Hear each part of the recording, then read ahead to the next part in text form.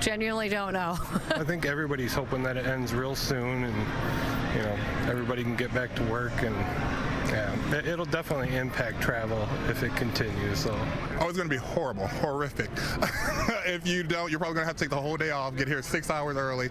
If that, just be prepared to wait cancellations, maybe not even getting to where you're going for the holidays because of how difficult it will be to get through security and whatnot. So hopefully things are rectified and fixed by that point. If not, I would stay home or drive.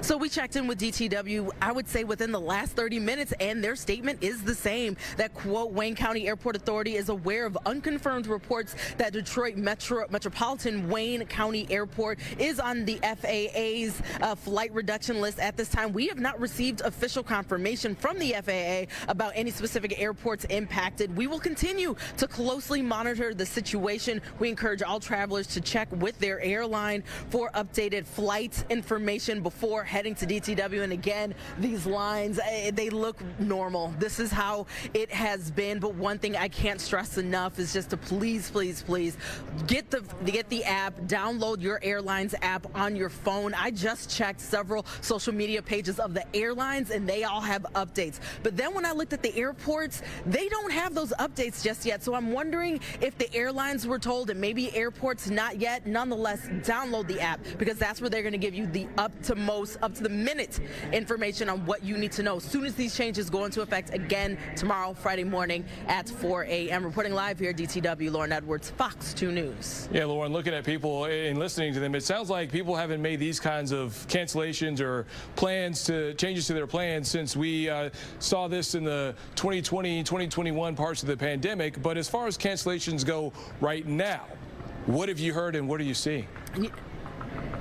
So glad you asked that question, because as soon as I opened up social media, they started talking about cancellations upwards in the hundreds. Do not know for sure, but again, I can't stress enough to constantly be checking the website of the airline that you are taking. Download the apps, and that way you will know specifically what to expect. But we are getting word. I'm working to confirm it, but we are getting word of some delays and cancellations already. Well, good luck to everyone out there who is traveling, especially tomorrow morning. Lauren Edwards, we appreciate it. Thank you.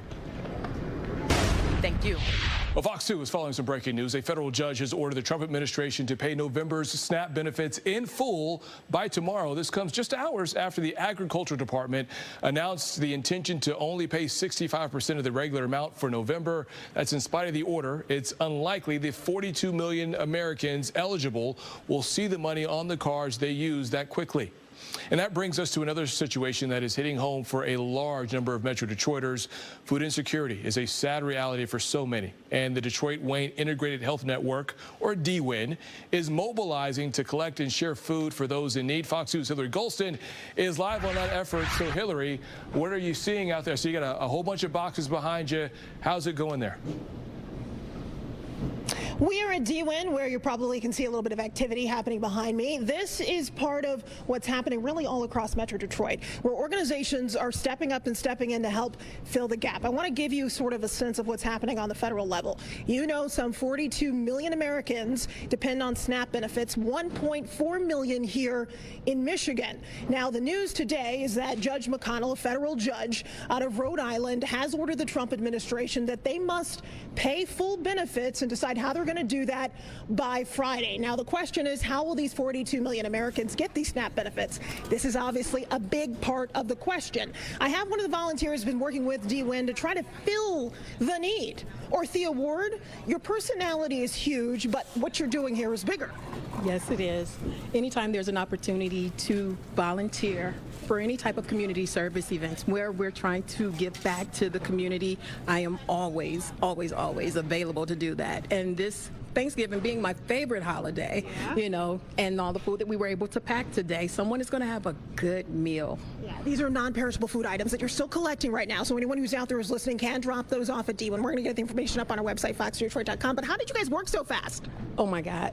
I can't begin to tell you, but it was, I guess it was the adrenaline that really kicked in, and then I was just all over the place, bringing boxes, opening up boxes, stuffing boxes. So it was just a lot. A lot. And the man who leads D-Win, he was out here too. He was packing up boxes, getting all of this food where it needs to be so that they can complete their food drive. Take a listen to how James White describes how important it is for this immense collaboration to continue. You need all of us. This is a bigger problem than people are talking about. You know, we know. You look at all these boxes. We've got a place for every one of these boxes to go, and this isn't enough. We've got a partnership right now with Team Wellness. They're working with us. They're providing food. We've got, we're going to be working with our food banks, and there's just not enough. So when you talk about, how it compares, I'm going to tell you, it's just a little piece of a huge problem, and we just want to make sure that we're there as an organization providing those services. All right, so there is no paucity of collaboration, as I was explaining right there at the outset. I just had a chance to check in with the city of Detroit just about how many food pantries they are engaged with. And according to a spokesperson, they've got some 94 all across the city. So this isn't just happening with nonprofits. There are a lot of really government organizations that are stepping in, trying to figure out on the local level how they can get this done. Mayor Duggan, it's important to note, authorized $1.75 million in emergency food aid. Those are federal funds. That is part of getting this problem solved. In Detroit, I'm Hillary Golston, Fox 2 News. Used to follow developing news from Detroit's west side. Police confirm that 2 people have been killed at a shooting at a barber shop on Greenfield in the Lodge. Right now, Detroit police, they don't have much to go on as far as why this shooting happened. Fox 2's Scott Wolchek, he's been working this story. He joins us live now from Detroit Police. Scott. Hey, Brandon. Yeah, you know what? There's still a lot of questions going on, and this is exactly where it happened. Around 10 last night, shot spotter went off. Detroit police came out here by this Fly Cuts barber shop, and basically they saw that the window had been blown out by gunfire and walked in. They found 2 dead men inside. One was just to the right of the doorway, and they actually brought down these shutters. When we first got here on scene tonight, it was one of those situations where there were a lot of guys here. They were cleaning up some of the broken glass. Of course, I asked them if they knew what was going on, anything like that, but they did not want to talk to me, and then they left, shuttered the place down. So what we do know, right, happened just after 10 last night. Police got here pretty quick. They say that it's one of those things where they're looking for a suspect, they're looking for a vehicle, but they don't have any information or a description to go on. They're asking for the public's help. They do believe this could have been a surprise to these guys who were killed here because there was no forced sign of entry. Take a listen. Officers did not observe any signs of forced entry. There didn't appear to be a struggle prior to the shooting, and everything, the workstations inside all appeared to be intact. So what I'm asking the public for is, if you saw something, say something. The family of these 2 victims need closure, and if you saw something, say something. If you know something, let us know. If you've seen anything, let us know, because we are depending upon the citizens of this city to bring closure for the families of the victims. We're still working to learn more about who these victims could be. DPD really asking for your help on this one. You can leave an anonymous tip at Crime Stoppers at 1-800-SPEAK UP. For now, reporting live on the west side, Scott Wolchek, Fox 2 News. Brandon, back to you. Yeah, Scott, this is a sad situation because barbershops are supposed to be anchors in many of our communities here, but I see that there are other businesses along that strip mall. So have they said anything about protection moving forward? Yeah, you know what? The business owners that I've tried to talk with, they didn't want to talk about it per se, but there are a lot of DPD patrols that have gone by. Just in the past hour and a half, we've seen at least 2 police cars going by, kind of keeping an eye on things out here. You can actually see there's a whole bunch of cameras out in this little strip here as well. So hopefully DPD able to look at those cameras and maybe find out a vehicle or something to go off of.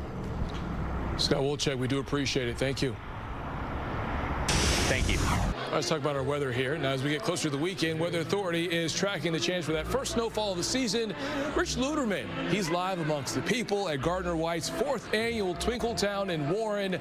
Rich, it's gotten a lot busier since we last saw you. There's a lot of people here. This is open to the public. They're going to do the tree lighting ceremony soon, and Santa's going to make an appearance. Everybody, everybody, there you go. I'm telling you, this is the line for cookies and cocoa. Look at everybody, happy. It's the holiday season here at Gardner White. All right, let's talk about our weather. Obviously a quiet day today.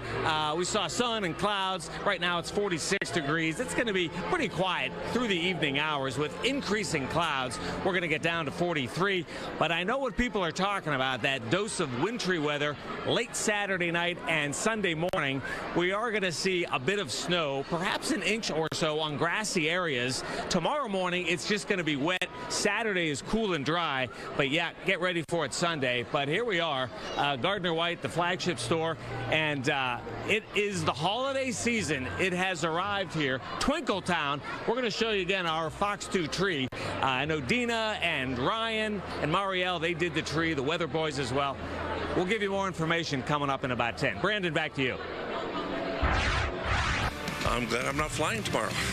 Your TSA people are here just working, and the best attitudes.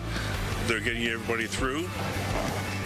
Lauren Edwards moments ago showed you what was going on at Metro Detroit at the airport over there. What with flights being cut, airline passengers, they may be next to feel the pain of the government shutdown. Still ahead tonight, we have a local expert who will join us with what you need to know if you have plans to travel, especially in about 3 weeks during the Thanksgiving weekend. Plus, we are continuing to look at the local efforts underway to help the U.S. military veterans who now find themselves in need. More on that and how you can help. That's after the break.